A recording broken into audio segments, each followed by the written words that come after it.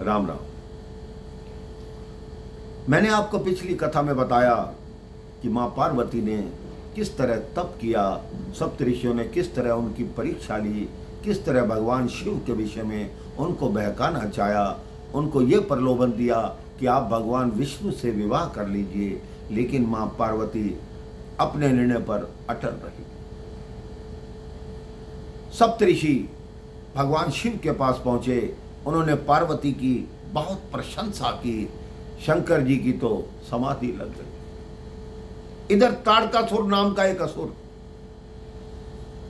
जो देवताओं को मारने लगा, उन पर शासन करने लगा और धीरे धीरे पूरे विश्व पर शासन करके तीनों लोकों पर अपना शासन जमाने के लिए आ गया।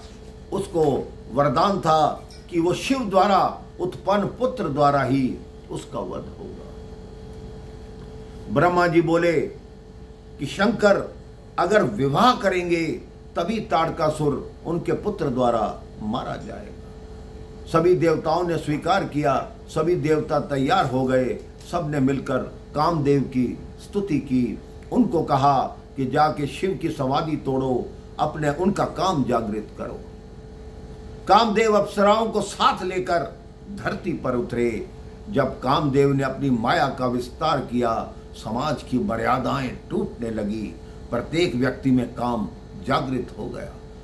सभी समय सिद्धांत और संबंधों को भूलकर काम भोग में डूबने लगे और लोग तो काम में डूबे रहे, साधु महात्मा बड़े बड़े योगी भी इससे बच नहीं सके। संसार में सभी पुरुष जगत को नारी में देखने लगे और सभी नारियां पुरुष में देखने लगी।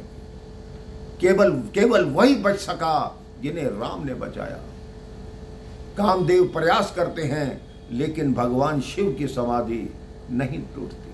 कामदेव ने बसंत ऋतु का निर्माण किया, कई यत्न किए, ऐसे वापस जा नहीं सकते जब तक समाधि टूटेगी नहीं।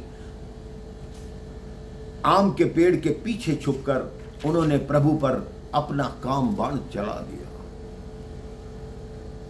कामदेव पुष्पों का धनुष बाण रखते हैं, उसी पुष्प धनुष की डोरी खींची, शंकर जी के वक्ष को निशाना बनाकर ब्रह्मांड में हलचल मच गई कि शंकर कहीं सृष्टि का संहार न कर दे। नेत्र खोले और दृष्टि घुमाकर देखा कि कौन है जिसने मेरी समाधि को भंग किया है। कामदेव को देखते ही उनके नेत्र लाल हो गए, रौद्र रूप आया, तीसरा नेत्र खोला और काम को भस्म कर दिया।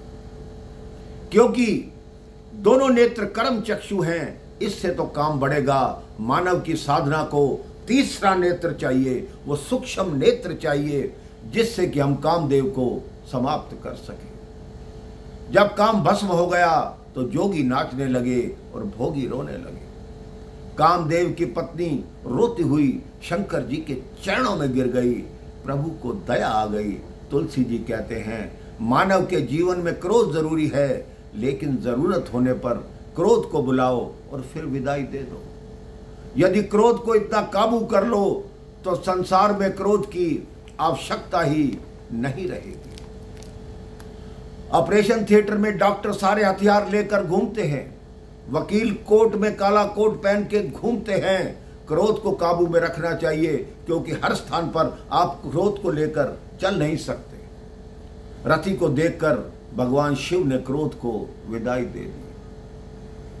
भगवान शिव ने कहा तुम रो मत, अगर काम तुम्हारा पति प्रत्यक्ष रूप में नहीं है, अब वो सबके मन में बिना दृष्टि के दिखाई दिए सबके मन में रहेगा, सबके मन में उसका निवास होगा।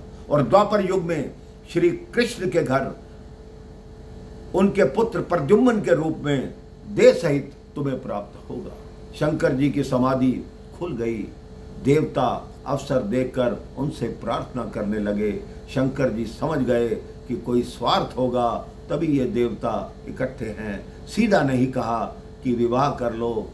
ब्रह्मा जी ने कहा बहुत दिनों से हमने कोई विवाह नहीं देखा। शंकर जी ने हाँ कह दी। देवता नाचने लगे। ब्रह्मा जी ने हिमालय को संदेश भेजा।